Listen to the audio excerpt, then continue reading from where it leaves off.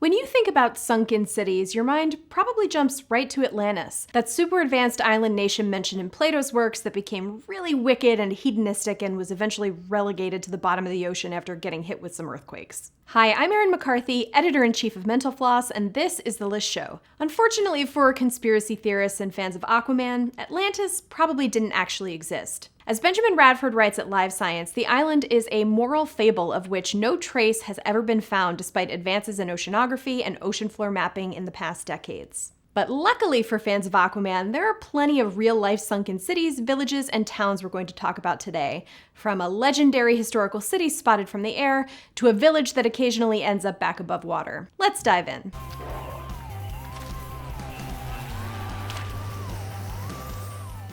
Being up in a plane provides unique opportunities to see the world as you've never seen it before, and John T. Cull, a pilot in Britain's Royal Air Force, discovered that firsthand in 1933. He was flying over Aboukir Bay, not far from Alexandria on Egypt's Mediterranean coast, when he saw something strange under the waves.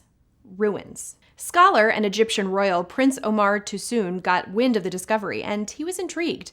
A number of ancient historians had written about cities that once existed in the area, but no one knew exactly where they were. A biography of Tousoun says that he consulted with local fishermen, who confirmed the presence of ruins in an area about a mile offshore. A diver employed by Tousoun found marble columns, the remains of structures, and a statue of Alexander the Great, or just the head of a statue of Alexander the Great. Sources differ. The site's true significance wasn't known until the 1990s, when it was confirmed to be part of the ancient Canopic region, featuring towns like, well, Canopus. Canopus wasn't the only sunken city lurking in the area. In the early 2000s, divers working nearby hauled up a huge stone fragment from under mud and silt on the seabed. Soon they found another 6 pieces of stone, alongside other artifacts like pottery, jewelry, and coins. The stone pieces comprised a statue of Hapi, god of the Nile, which had once stood over the ancient port city of Thonis-Heracleion.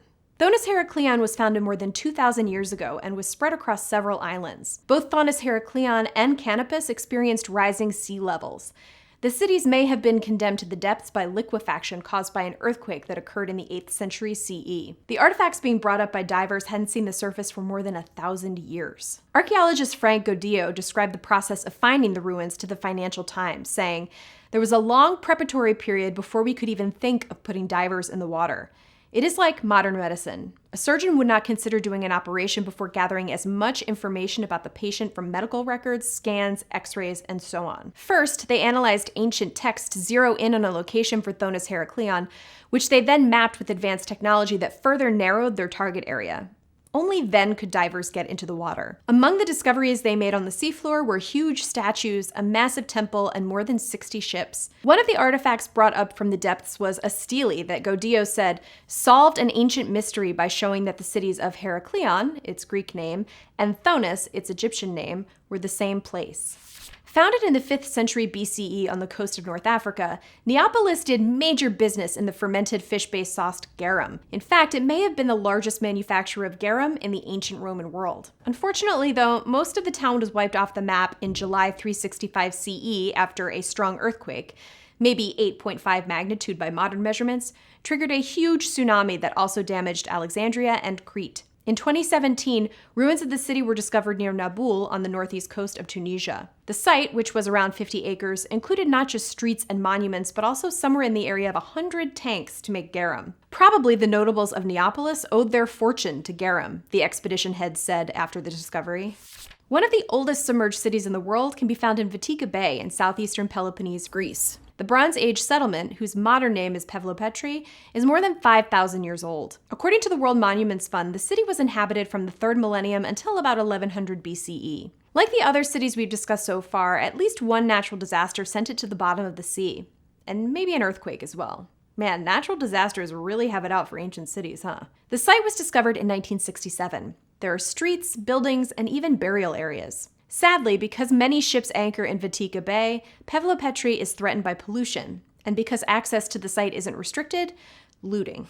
So far, all of the sunken cities we've featured have ended up underwater because of natural disasters, but That's not always the case. Take, for example, Shenzhen, or Lion City, in China's Zhejiang province. The more than 1,300-year-old city was flooded in 1959 to create a reservoir and hydroelectric station for a nearby town. For decades, Shenzhen sat quietly forgotten about 130 feet under the surface of Qingdao Lake until the Chinese government sent an expedition there in the early 2000s. The ruins, which include streets, entrance gates, and archways featuring carvings of lions, dragons, and phoenixes, as well as walls that the BBC says date back to the 16th century, are remarkably well preserved by the water. In the mid-1900s, after its residents were relocated, several stone houses and a church that comprised the 12th or 13th century village of Fabrique de Caregina were flooded for a new hydroelectric dam. The difference between this town and our other sunken cities is that it occasionally resurfaces when the lake that it's under is emptied to allow maintenance on the dam. The lake has been emptied 4 times so far. The last time, in 1994, attracted around 1 million spectators. There's been talk in recent years of draining the lake again. According to an Italian news outlet, a previously planned draining was delayed due to the COVID-19 pandemic.